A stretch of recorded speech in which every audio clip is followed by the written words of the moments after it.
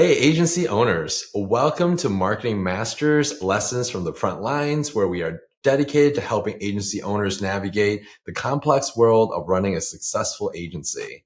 We bring you in-depth conversations with industry veterans who share their secrets to attracting clients, managing teams, staying ahead of trends, and growing a profitable business. So without further ado, I'm excited to introduce you to Chad Gibbons, the founder of the Branding Kings, a merch agency that infuses traditional advertising principles like strategy, story, and design, and applies all that thinking to mediums like apparel and merch. Did I get that right, Chad? You got it, man. That's us. The kings of what? We don't know, but yeah. So How's it yeah, going, man? How you doing? hey, welcome. Really excited to have you on. And let's start with, tell us a little bit about your background. How did you get into the agency business? Great question. I think like every creative that gets into advertising, it's a stumble. Funny enough, after college, I lived in Brazil for a second. I did a lot of like funny quip writing for their t-shirts. One of my friends had gone to a school called the Creative Circus, which is based in Atlanta, Georgia.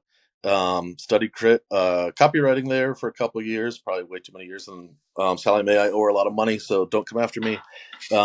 Came out, that school typically prepares you with a portfolio. Agencies start looking at your work, and if they like your ideation, they bring you in and you kind of tour the agencies and start as a junior copywriter. From there you kind of work your way up to creative director, which was kind of my last role in advertising, and then I decided it was time to move to something else. So Okay. that's me. So copywriting life. Now, Yeah, writing what lines for was? people Oh, to sorry. Go ahead. Oh yeah, just sitting in a room and coming up with headlines for things that most people never read. So yeah. Yeah. Well, it's different now. So, what was your first experience? So when did you start? Do you remember the year? When I came out of the circus to Oh, go when you into started the agency life, I think agency. it was just when I started this agency, or when did I go Yeah. into agency life? Agency life in Agency general. life, 2000. Let's see, I think I graduated 2000, just before the recession, 2006, 2007. Wow. So the first publicist, the first agency I was at was a group called Mullen down in North Carolina. Hmm. And did a lot of like project scope work, for like pitch Hmm. work, and then moved to an agency called Publicis in Dallas, Texas. I mean, you want to talk about the guy who's done the amount of cities I've lived in. You think I was in the military, put it that way. So I've done a Yeah. lot. I did a lot of learning from the front lines of what to do and not to do. Yeah. I think the storyboard of a typical creative. Yeah. And Do then you I remember think we your first started the. experiences? Do you remember the first Oh my experiences getting in? I'm not going to share the name of the creative director. I still remember concepting some ideas with art directors, and this was actually in Dallas, Texas. And we presented some ideas. They were billboards for Denny's, I think. And the guy took some of our ideas off, because you do the black and white marker comps at the time. And he took it off and he rolled it up and then took his cigarette lighter and burned it and said, "If that's the best you can do, you might want to start thinking about flipping burgers." And I was just like, "Oh Wow. my god, I went to the wrong tree." And everyone said you had to have thick skin, but thick skin is alligator skin, maybe for so. Everyone who's still in that industry, man, God bless you. Yeah, yeah. Do you think the industry is still like that? You think it evolved a little bit, or you think it's just kind of that rough? I, Kind I it's been what? It's been a few years since I was. I mean, I still have a lot of friends who are still in industry life. of, Most of them still love it. I think you have to have a really, really good sense of humor to last. That's been my hmm. and a lot of self confidence, I would say. Yeah. Now, Because at the end what? of the day, you're becoming the voice of somebody else's product, right? Like their business, and at the end of the day, as a business owner, we want return on investment. And if Yeah. you're a creative, they want you to think in a way that's super different than how they would think about a product, because that is their Hmm. product. If they could come up with the same thing that you can, why are they hiring you? You know? Yeah. Exactly. Well, I think I look at it too as like it's two different challenges you're facing. One is that you have to get it to a point where they recognize, like, hey, this is not, like this is what they like. And, like they get it, just really kind of show it to them and actually convince them that, yes, this is what they want. Because sometimes, yeah, even if the design's amazing or the idea is amazing, but it just doesn't connect with them because this is their baby, right? This is their business. It's not going to work. Yeah. Right. And that's even in the business we're in now. I mean, it's the same thing. If we can come up with some of the greatest ideas of all time, I'm like, right now we're kind of idea. You remember when we were kids, there was Teddy Ruxpin. So we're kind of trying to take that idea of Teddy Ruxpin and bring it back to life with stuffed animals. So this is American Trucking Association. We made them a plushie. Cool. The idea is to eventually make the plushies for different clients come to life and have a voice of their own. So, I guess that's probably an intro for me to kind of explain what our company is.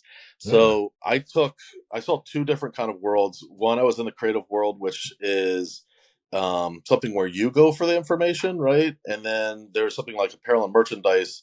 And our kind of idea, I don't want to say it's our tagline, but once it's touched you, you've been touched is the idea, right? So we kind of feel like there is a different moment between when people say there's an impression online versus being impressed, right? So if I'm wearing a t-shirt that says something, I've obviously decided that this is something that I want in essence to brand. I want to show off this. So if it's something that your company does, we try to create, known effects. Because at the end of the day, when I was a little kid, I loved Michael Jordan. I loved Air Jordan and everything that Nike, and I'm sure everybody's seen Air. So our whole idea, our concept behind this company was, why can't we create that for every single business that exists in the world if we wanted to? But we try to be really selective of the businesses that we go after, because at the end of the day, I said every business owner that we work with, if we're not making money for you after a year, you should fire us, because there's probably somebody who can do a better job than what we're able to. So we kind of have a sustainable business model that. Yeah. Now, what motivated you to start the agency? Funny enough, I had a friend that I met at a Halloween party who had started a t-shirt company much earlier out of college. Him and I became quick friends. COVID hit. I was working for another company. I kind of went to that company and said, hey, look, my largest clients are not going to be spending on the things that they were before. I know I'd rather you guys let me go than somebody else who has a family and kids. I was a sacrificial lamb. I wasn't. So it was kind of during COVID. I jumped ship and landed into a partnership with his company. We kind of took his company from mostly a t-shirt company and really started bringing in the conceptual idea of it. And that's where I kind of started seeing, like, there is this gray space that exists between, billboard, radio, television, something that's broadcast versus something that's tangible touch. And there's plenty of merch companies out there that do really good jobs. I have mentors who are in both industries, and both groups do it. I think our biggest differentiator is that we do bring the advertisers. So we try to sit there and say, what is the overarching story that we're trying to tell, and how do we use merch and apparel to tell that story? Awesome. Now, what were some of the biggest challenges you faced when starting your agency? It's funny because you and I were just talking to Lauren, who dropped off, and I would say she is, if you ever watched Fred Flintstone or the Flintstones, Fred had an evil one and a good angel on his shoulder. I would say thank goodness for Lauren, because she is like the angel on both sides. I am 100%, and anyone who watches this and knows me knows I'm super ADHD, which is a good thing, but it also, it's the blessing and the curse. And for our listeners, who's Lauren?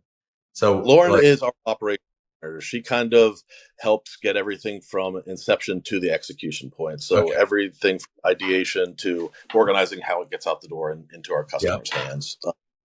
So she's like your angel. She's our brain. She's our angel. Whatever good words we want to use to describe her, she is that person for the company. You and I talked earlier, and I said, we always joke, if she always tells me, like, well, something happened to me, I won the lottery and I'd walk away. I'm like, well, then the company's folding, because she's kind wow. of thing. And if she wins lottery, I hope she gives us a little bit, but we'll see. There you go. Hopefully she's. So the challenges, was a challenge finding the Lauren or just yours? Okay. 100%. So I left the previous partnership that I was with, there was just some disagreements in the vision of how we were kind of moving forward. I, I wanted to really create kind of a creative shop that, in total essence, like, it didn't matter where the idea landed, it's that it landed somewhere. Because I'm kind of agnostic to saying that where the placement is needs, that's the point. Now, I know in marketing that's super important, because I'm sure you get your inbox flooded with people saying, I'm a marketing company that can deliver SEO, SEM all the Yeah. time.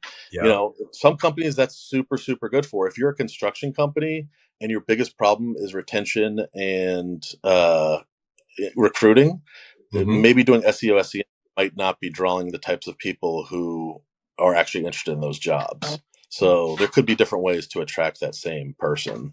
Yeah. So that's kind of what we try to do. We try to think of different ways of, um, like we just said, telling a story in a meaningful way that delivers Mhm. it, and people kind of say, "Oh, that's super cool. How did they think of that?" And then, Yeah. yeah. Yeah. Now I'm curious.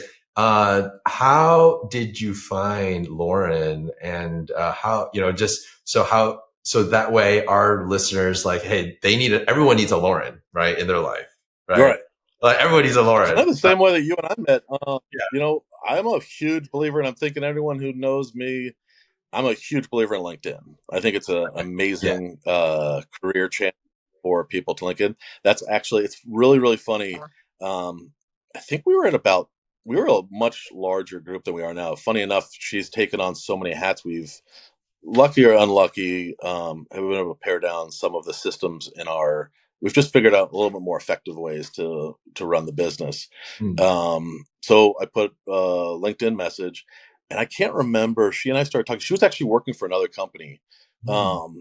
but she and I started talking. I was like, I kind of knew right off the bat, just talking to her, that she Yeah. had so much experience in different fields, and she kind of says she's a Jill of all trades, which she Yeah. 100% is. Like, looking at her resume, I wasn't looking for someone who's like, well, I got a 4.0 from Harvard. I was like, that's not the person who's going to be able to take run. We needed somebody who could, like, who has the same tangibles but can organize it, and that was her background. Okay. So LinkedIn, just like reaching out, and just started chatting, and all of a sudden it just found the right opportunity, right person. We interviewed probably 20 to 30 people, so there was a group of four of us who Mm. interviewed.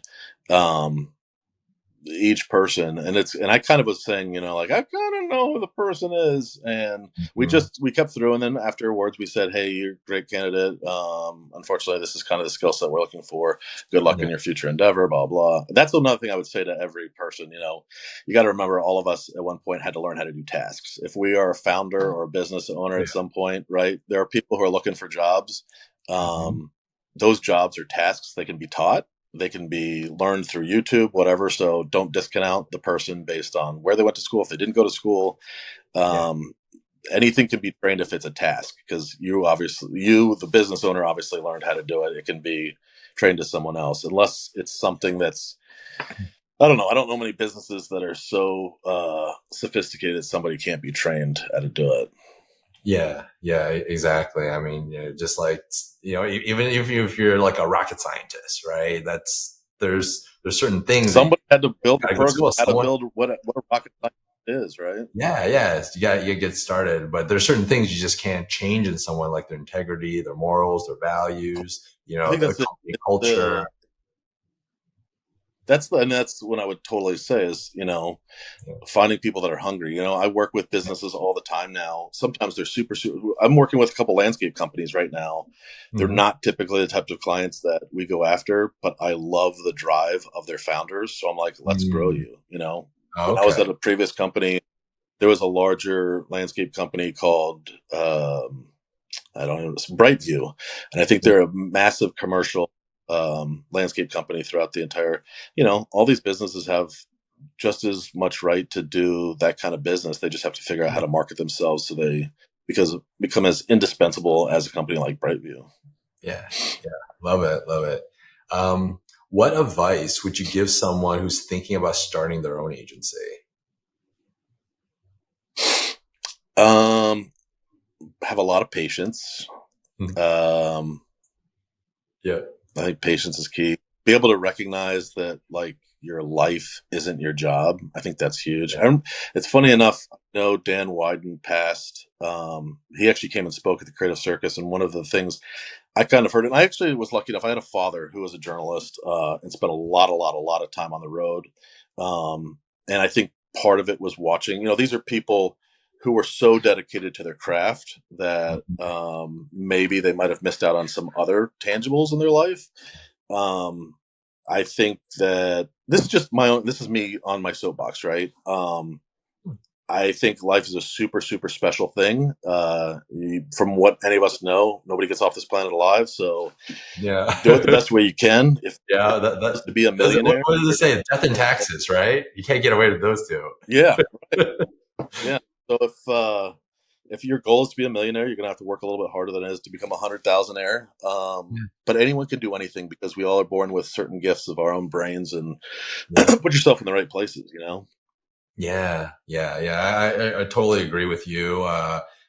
Just going through the experience, I've personally experienced burnout, and it sucks. And also seeing close family members pass, it just kind of gives you perspective too. You don't have to go Right. through that trauma. You don't have to go through that, but it gives new perspective of like, okay, is it worth doing what I'm doing, and how hard do I want to push it? But also there's other things in life that's more important. I mean, like I think about like if I was on my deathbed, what am I going to think about? Oh man, I missed that proposal, right? 10 years Right. ago, right? I forgot I have to get that, that email. I forgot to send out that email, right? I'm not going to think about that, right. right? I have a childhood friend, Margaret Andress, and I still think of her quote to this day. Nobody on their deathbed's ever going to be like, "I wish I had worked 2 more hours." No one's ever going to think that. Right? Yeah. Yeah, but Yeah. what they do say is, I wish I spent more time with my family and friends, right? I wish I went to this like Right. island or did, these things on my bucket list, right? Those are things like, personally for me, I don't want to have regret, right? Like I want to be able Mm. to live my life to the fullest. Yeah. I agree with you. Yeah. I think especially people who've lost parents that, their parents were younger, whatever. It kind of gives you a little bit of humility that whatever you think all this is, what is that Taoist saying? Whatever you think it is, it's everything but that. Hmm. So, you know, I don't Now, know. now running your agency, how did you how do you manage to keep, how do you manage your team and keep them motivated? That's a really cool question. I'd like to say it's all me. I think it's probably more Lauren, who unfortunately is a go. A lot of it, I think it's the work, honestly. I think anyone who's in the creative world, there's something that drives us. It's the same reason a doctor gets up and wants to go to be at a hospital around sick people. I have a younger sister, and her husband are both doctors, and I'm always like, man, what a crazy profession. Like, you guys signed Yeah. up to go be around sick. Yeah. I signed up, want to come up with ideas all day. So Mhm. I typically, and I try to find people. We have some amazing designers that we work with. Um, I think we kind of talked a little bit earlier about somebody who has that fuel. Um, I think you have to find those people, because those are the people that motivate you and you motivate them. I think I'm a huge believer in energy. So I think there's an exchange that exists. And if you could find those people, Mhm. whatever it is you're working on is probably going to turn out okay. Yeah. Okay. I guess so just finding the right people, the right fit, and just being, and then the right clients too, to help. That definitely helps motivate. I mean, we're so lucky. A lot of our clients, I wouldn't say a lot. So we're super lucky. We have very different types of pillars where agencies say, like, hey, we're hospitality, we Mhm. are transportation, we are apparel, right? They're running shoes or whatever. We hit just about every single bucket you can think of, from hospitality to crypto to the ready mix industry and the trucking industry. Yeah. So our vary all over the board in terms of what we're doing, and some of them give us a little bit more freedom to think. Mhm. some really want to stay inside of a box, but at the end Mhm. of the day, it's still creative, fun. I always say it's like playing Pictionary, right? At the end of the day, we're getting paid to come up with ideas that most people spend their Friday nights around the dinner table playing with each other, and this is Yeah, our yeah. job. Except you're doing it all week long, right? Right. I I love mean, yeah, there could be the stressful moments, but it's not a hard way to earn a pizza, you know? Yeah, yeah. Since you cover such wide array of industries, what would you say the most challenging industry is to work with? Oh, wow, challenging in terms of understanding it, or in terms of helping them become profitable, in I guess terms helping them of become more profitable, or maybe it's the complexity of it. Because it's so complex, maybe it might be the regulations going through the like crypto, maybe it's so new, right? Or kind of new. And people don't really understanding it and trying to get that message out there. Maybe that might be a challenge, right? So what would you say in your own, mind, some of the most challenging industries? I think medicine is. We work with a couple associations that are medicine, just because there's a lot of red tape. Mm, They have the Sunshine Act, which means that you can only spend associations and their members and sponsors can only spend so much money mm. gifting the members of their. That's something we've had to work around. I think you're right. Crypto. That's right. If you can explain to me in a 30,000 foot view, elevator pitch, what crypto is, I can get you a couple speaking spots this fall. Uh, Tough. but super interesting work, and the more I work around it, the more understanding I get. I'm like, wow, the banks really do have a stronghold on how some information is shared and how we invest. So it turns on different lights in your brain that say, like, I don't know if this is super fair for everybody. Like, why shouldn't there be other kind of markets out there that we exchange goods and information? Like, just because something was one way doesn't mean that's the right way. Maybe growth is an okay thing for, that's part of humanity, is change. Yeah. So thank you. I love that. Now let's talk about some of the trends. So what trends are you seeing in the agency world right now? From our standpoint,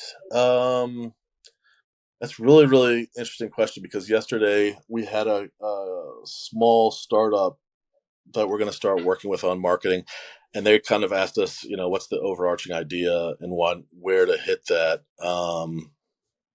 I don't really have an answer for you where the trend is. I think smarter people than me would say technology and AI is the future of thinking. But I think the one limitation that I've seen in most of the articles that I've read with AI is there has to be some sort of direction of where AI, right? It has to be pointed towards something for Mhm. why it's seeking out that information. So that's the creative part, right? It's like you Yeah. and I sit in a room and come up with an idea. We can use the AI technology to formulate some of that idea, right? It's like a doctor who says, here's the diagnosis I come with, and they use the AI program to maybe flush out the 6,000 other things that the patient's feeling. And who knows, maybe it's something new, or maybe it's Mhm. something the doctor overlooked, but maybe that's where the technology comes into play. So I think that's a super interesting, how we all are digesting information, I think is super interesting, because the death of the 15-second spot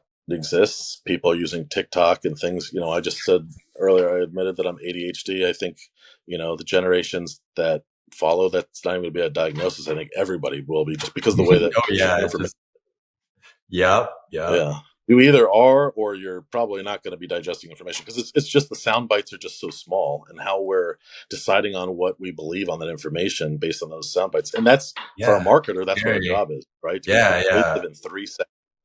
Yep, yeah. It's just like it's scary knowing, what we do and what we can do, right, as marketers, and then what's out there too, right? Yeah. Now, with that being said, what do you think about the future of marketing agencies? Well, what do they look like? What do you think the future of marketing agencies will look like? Super. I actually need to get my buddy Neil Williams. He's one of the vice presidents over at Martin Agency to do this with you. He and I were talking the other day. He did a lot of the writing for the Geico spots, and he and I kind of talked on that. And one of the things I think he's kind of learned is, from a standpoint, we both went to the circus together. That was all about, can you fathom the unfathomable, right? Like your brain can travel to anywhere. If you can imagine, it can be done. And then the client can get on board and say, right, like there was a day when Nike didn't exist, right? That Michael Jordan fantasy, that hero that we all, that wasn't a thing. Like marketers sold Magic Johnson, Larry Bird, and Julius Erving, but there was no demigod of Michael Jordan that was created from Nike. So that kind of opened a book for creatives to think in a way that I don't think we were able to think before. And now I think businesses are asking for more return on investment. Like that's a super neato idea, but can you show me if I spend $10 that you're going to make me 25? Yeah. And that's a different story than why creatives typically get involved in trying to brand somebody's story. Yeah. So I think that's going to be so when you ask me what it's going to be like in 2, 5, 10, 15 years, I don't know. I think, but that's the cool thing about creativity, right? Is like nobody knows. I mean, we don't know where the next idea is coming from. That's the fun of it. If you did, you would be an accountant because that's something where it's tangible assets that you're constantly over. Yeah. Okay. But there are points where you do think like, clients, businesses, organizations are going to expect a lot more ROI, higher ROI, especially now with ChatGPT and AI, right? In general, we can output a lot more content, not necessarily the best, but at least it does a lot of the heavy workload off, and then the end clients are going to expect, hey, I expect you to transfer some of those savings onto us, or AKA more conversion or higher ROI because of that. Right? Yeah. And it's such an interesting conversation. I have this with founders all the time, other business owners and stuff. It's so interesting because, right, we all get solicited by companies all the time saying that they can do this, that, right? I can get you more prospects. I can get you in front of more people. Oh yeah. I get I get like 10 a day. Right. And here's the thing. Like, all right, you're gonna give me 250 new prospects a week. Are they the right ones?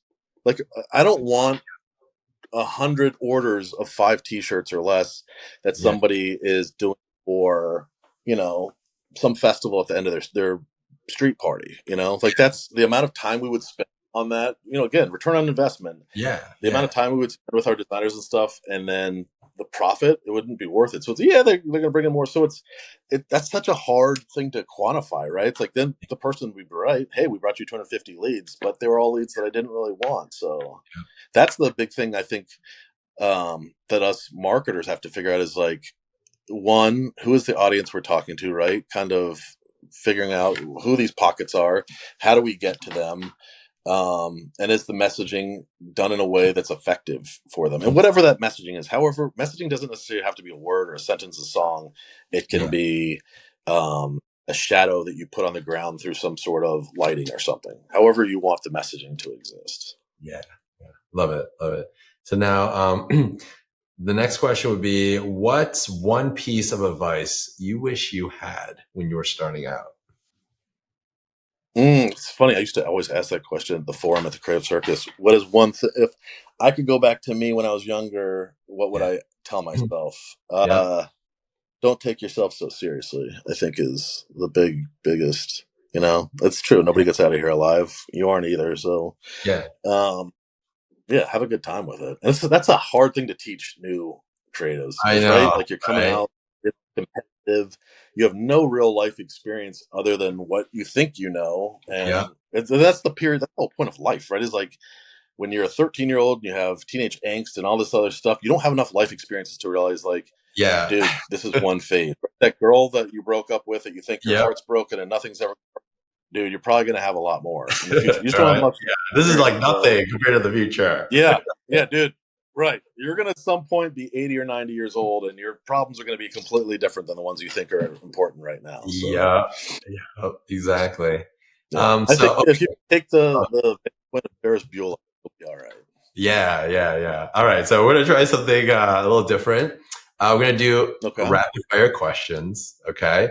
So I'm just going to ask, it's a fairly quick answer and then I'll move on to the next one. Okay. You ready? Okay. Yep. Okay. First thing you do when you wake up in the morning? Bathroom. Okay. Coffee or tea? Coffee. Yeah. What book are you currently reading? Which book am I not currently reading? Or currently reading? I'm actually rereading. Oh my God, you have to come back to that one. Okay. Biggest inspiration. What's my inspiration? Yeah, your biggest inspiration.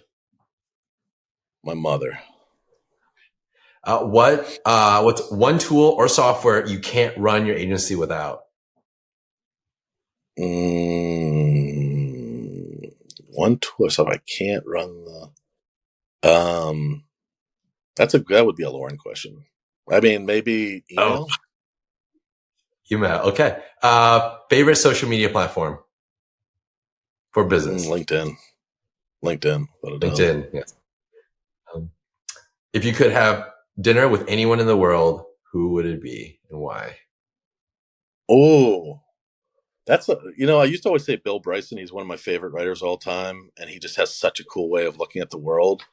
Um, it would definitely probably. I don't think it would definitely. It would probably be one writer that I'm super.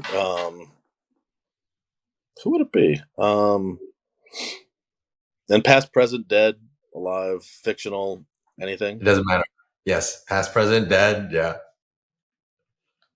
Mark Twain, I think, just because he was a funny dude, and yeah, he lived in a weird time when slavery existed, and was still able to think of people as, what the hell are these people thinking? And we're kind of seeing some of the same things then, but he had just a perspective on life. Yeah. And last one. What's the best part about running an agency? Freedom. Okay.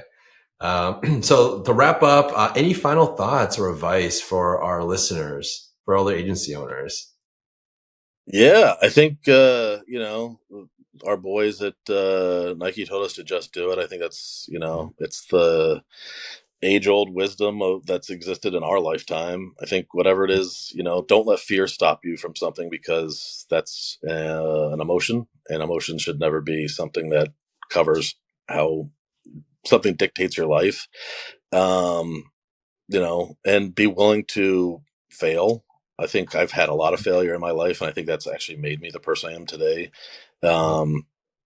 There's no tightrope in life. You fall off it and get your ass back up, and you'll probably be all right. I mean, we all learn from those things, right? So, yeah, and just keep experimenting. I think that's the whole point of this thing. Like you and I talked about earlier, nobody looks back on their deathbed and is like, "I wish I had done this thing." Like, don't wish you had done it. Just, right. Just do it. Yeah. yeah. Love it. Where can our listeners find you online or get in touch with you? Yeah, so we do have a website, which is thebrandingkings.com, that people can reach out to us, or LinkedIn. I love mentoring people. I teach some classes at VCU, so love doing kind of open forums with different types of creatives and helping them kind of find their way, whatever way that is. Yeah, LinkedIn or our website, I think, is probably the best ways to find us. Awesome. And for those that are listening in the car or just in a run, all the details will be in the show notes. So don't worry. So we'll put that in there. And Chad, thank you so much for being on the show and providing so much value to our audience. Hey, very cool show. I love it. And I'll keep sharing your info so everyone can get to know you and your platform. Right. Vice versa. Thank you. Right. Take care. Cheers. Bye-bye.